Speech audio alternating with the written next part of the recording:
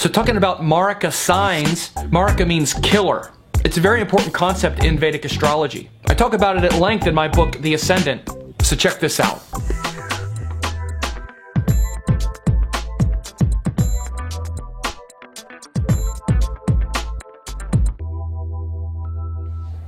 So I call this video Where Hope Goes to Die.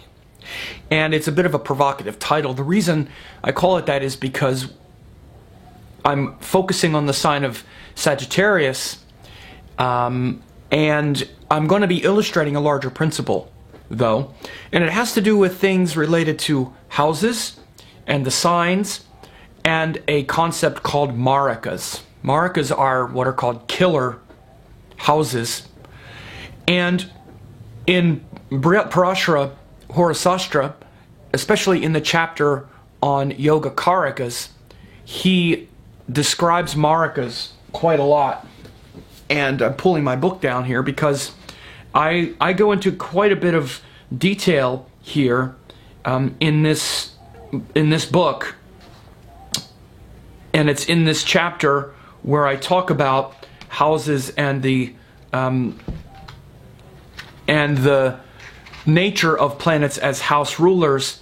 What happens in Brihat Parashara Horasastra is beyond just describing the nature of the houses and the house rulers and the rules behind that. Parashara then describes each ascendant and applies those rules, and oftentimes breaks those rules in very surprising ways. So this is a little screenshot from this part of the book where he talks about once you learn the different rules of the houses, then you need to apply them. So without getting too technical, the reason this is applicable and the way it's applicable to hope and where hope goes to die is we're going to use Sagittarius as an example of this concept of Marikas, because Parashara always, well, not always, but most of the time neutralizes the planets that rule the Marika houses, the second and the seventh houses. And it's very curious, why are they called killer houses? So when we look at Sagittarius, of course Sagittarius is ruled by Jupiter, and the opposite sign from Sagittarius is Gemini, which is the seventh house. So the two Marika houses, the second and the seventh, are what we're going to look at. So the opposite house from the house we're talking about, or the sign we're talking about, is the seventh. So the seventh sign from Sagittarius is Gemini, and the second sign from Sagittarius is Capricorn. So these are killer houses. Now there's a couple ways to look at it. Some say because it's the archetype of Venus energy, and Venus energy shows the things that actually kill us. Our desires, our food, which is related to the signs Taurus and Libra, are the things that tend to kill us. We eat too much, we have too much sex, we don't have control over our senses. These are all Venus problems. And by the way, Parashara also tends to diminish Venus when he starts to apply the rules. And I'm sure it's because of this quality of Venus. But there's also this connection to the second and the seventh signs that some people use to attribute it. But more importantly, when we analyze what those signs are and what those houses represent, it also comes into clarity. So when we look at Sagittarius, ruled by Jupiter, the opposite of that is Mercury. So these are the things that kill Sagittarius, for example. So one of the things that kills Sagittarius hopes and beliefs, and kills it in a way to transform it into its higher level, is data, information, flexibility, neutrality, a lack of belief. Because Sagittarius is where we're trying to believe. And again, when we talk about death, we're not talking about an ultimate death. We're talking about killing something over and over again so that it transforms. So you want to understand this as well. One of the things that kills the lower quality of Sagittarius and elevates it towards its higher is those qualities of Gemini. Questioning our beliefs, Is that really true? Do I just believe it? Is this just some dogma? Is this just something someone told me to believe and I've not even really explored it or investigated it? I can't even explain it. I can't put it into words. And again, this is how you can measure whether or not you actually know something. Can you explain it? If you can't explain it, then you don't understand it. No exceptions. Absolutely. That's the rule. And it's even more so if you can't explain it simply and in simple language. Because something that you really understand, you can explain it simply. And usually you can draw metaphors and examples because you really understand it. So the more someone can explain something simply, the more they understand it. And so again, this is anathema to the lower quality of Sagittarius, which is, I just believe it because I'm conditioned to believe, and I have to believe something, and this is what I was taught. So I believe it. Somebody asked me to explain it. I don't really know. I just believe it. And I've been told to just believe it and not question it. Again, this is the problem of Sagittarius. And it's the reason those who don't have good answers ask us to just believe blindly. And then when we start to probe them to have their philosophies and their ideas make sense, they scatter like roaches if they can't. And what happens in those examples, then those beliefs that you had get destroyed. They're destroyed. You're like, you're full of hot air. You can't explain what you mean. You can't answer my questions. So my belief in you or in this thing has now been destroyed. It's been killed. So this is what it means by the killer, by the Marika. So that's one thing that destroys Sagittarius. The other thing that destroys Sagittarius, again, the second house from Sagittarius, the second sign from Sagittarius is Capricorn. Now it's ruled by Saturn. Capricorn is the other way that Sagittarius things get destroyed. You have all this hope. You have all of this belief in something. Well, Capricorn comes and just says, okay, now deal with this life circumstance that you can't explain, that where your faith doesn't help you. We see it all the time. I was a good Christian. I believed in God. I believed in this. And then this happened to me. Why did this happen? It's not fair. And Well, if you really understood what you believe, you would have that. You wouldn't be wrestling with this dilemma, whatever it is in your life. You would welcome that pressure because it's an opportunity to actually practice your faith, to put it into practice. Because guess what? You're going to die. Everybody's going to die. Things are going to be unfair. It's so unfair. I did all the right things and this unfair thing came, or I lost all my money, or this or that, or whatever it is. So those qualities of Capricorn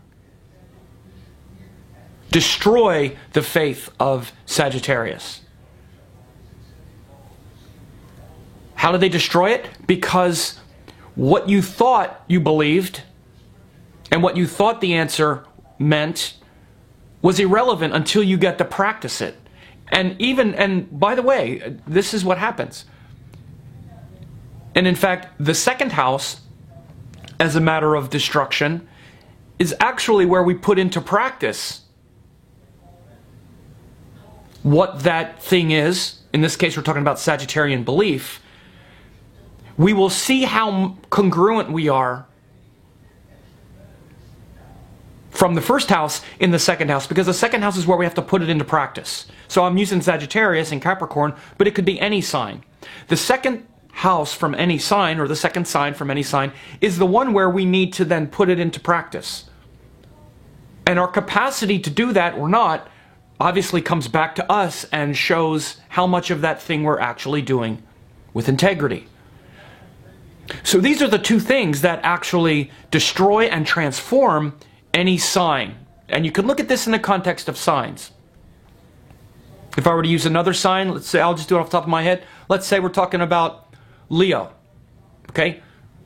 Leo is it's the power of the individual. But again, we're going to talk about the lower quality because that's what needs to be transformed. We're always on an evolutionary process and a transformational arc with every astrological indicator. And because we're very sign-centric, it's easy to use them. So Leo is, I'm powerful, I'm strong, me. So of course the question becomes, well, who are you? What is your real power? Is your real power this separate person with this physical body? Or is your true power this universal being? Well, first of all, the Aquarius is the one that says, oh, you think you're the most powerful one? Well, what about all these people? None of them care how powerful you are. They couldn't care less. They're trying to do their thing. They don't care about how powerful you are. You think you're the king? Okay, well, what happens when all the citizens rise up against you? You really think you're that powerful? I don't care if you have the whole army. The society and the culture, they have numbers. And all they need to do is think you're an idiot, and that once they rise up, you have no power. So this is how much power you really have, Mr. Leo, Mr. King. It's like, oh, you're right. So facing the crisis of all the other people in the world who aren't us, which is everybody else, in our culture, in our kingdom, in our society. And again, it's based on whatever level of power game we're playing. If people are just insular in their world, then their kingdom is their family and their immediate family. But let's say someone, you're a boss at work, and I'm the king of work. Oh, you think you're the king? Well, go ahead and abuse your power and see how much the culture at your work turns against you and how quickly you can lose that power. For example, so whatever level of power we're playing at, Aquarius is everybody else who is a part of that kingdom but doesn't worship us as a king. So that's the first thing that transforms Leo, just like we said Gemini is the opposite, that mirror reflection that transforms Sagittarius and makes one question their beliefs. Aquarius is the culture that makes one question their leadership and their power as a king. And then the next sign is Virgo. So again, you can really see, especially that the second sign, that the sign after the previous one is something that's very inconjunct. It's a different element. It's ruled by a planet that's often not friendly to us, or it's often neutral, I should say. Often the second lord is neutral, which means it's not inimical, but it brings things into question that are difficult. Like the last thing the king wants to do is all of the legislation of the Virgo stuff, all the details. But again, it's the same sort of thing. If you think you have all this power, now you need to actually filter that power down into something tangible and a structure. And if you can't do that, again, you see how weak you actually are in practice. In theory, you might think, I'm this big, powerful person. But let's say, for example, someone gives you power. Let's say all of a sudden you're as powerful as you imagine. Like you're impacting the world in this big way. All of a sudden you have all that power. What are you going to do with it? How are you can you really handle that? Because now, literally, what you need to do is build a structure to hold it somehow. Like a king, in the sense of the kingdom analogy. If the king thinks he can do it all, and he doesn't know how to create a bureaucracy and a structure and a culture tangibly to deliver the goods and to basically dispense the power that he has to the kingdom, he'll blow it. He'll lose it. This is why people, let's say, to use the example of like the lottery, where someone says, oh, I'll win the lottery, then I'll have all this power, and they wind up losing all the money within 5 years or something, or less. Because literally the second house is our values. And it shows how we're able to implement and put the identity that we have, or that we think, that identity that's coming through the first house. And the integrity of that first house, because that's really what the first house really boils down to, is how much integrity is really there within your identity. Is it based on your false self? Or something much deeper. So the second house is where we actually have to put that into practice, and we'll see how congruent someone is with their identity by the way they earn their money, the things around them, how they take care of things, their support structure, and their values. And so literally it's that Virgo that tends to destroy that lower level of Leo, because they're too grandiose, which is one of what Leo can do, and they can't bring things down to a level of detail, for example. So again, the second and seventh houses, the Marika houses, the killer houses, It's a very important principle, and it's where things get destroyed and where something dies to its higher emanation. So let's say it's Gemini. Gemini is where we want to try to figure things out, right? Try to understand. One day I'll have it all figured out, right? The first thing that destroys that is Jupiter says, or I should say in the sense of Sagittarius, says, look, you're never going to figure it all out. At some point, you just have to trust that it's all working out. That destroys the Gemini, like, oh no, one day I'm going to get all the details right. I'm going to have it all figured out. Eventually, over and over, it's like, there are things I'm never going to be able to figure out through my rational intellect. And that awareness comes through the Sagittarius, through the 7th house. Guess what? You're never going to figure it all out. That destroys Gemini over and over again and cultivates faith so that they can complete the circle. Faith aligned with intelligence is dharma and purpose. Just from the opposite side, but from the Sagittarius to Gemini, it's opposite. And then the 2nd house from Gemini is Cancer, where, again, it's ruled by the moon. It's changeable, it's emotional. So you can see how much the Gemini is actually congruent with this identity and with this changing paradigm of, understanding, comprehension, communication, by how well they can handle their feelings and their emotions, and how much they can navigate their constantly changing values. Because the most changeable sign is Cancer. It's ruled by the moon. This is why Gemini, that one of their biggest problems is having solid values, solid value system. Gemini are known to change a lot and, oh, let me try this and get into something that's, because their value system, which is related to Cancer, is very fluid. Anything can have value to Gemini. That's what Gemini is here to do, is to try to explore everything. But again, if they're disconnected from higher truth and principle, which is Sagittarius, then it's just a scattered mess. And you can see how much of a scattered mess it is by that variable 2nd house nature, which is related to Cancer. So again, you see that the Marika house, we're going to talk about the Marika signs. I'm talking about the signs, which are Marikas in this video. But you can see how those Marika houses from Gemini relate to Sagittarius and Cancer. Sagittarius, which harmonizes the extreme of Gemini into something more faith-based. And Cancer, which is the 2nd house from Gemini, which shows how much they're putting that transformation into practice. And this shifting value system that Gemini has is that power struggle, or is that struggle they have with maintaining their identity and with evolving that Gemini into something higher. So you can see how difficult that 2nd house is from the one before it.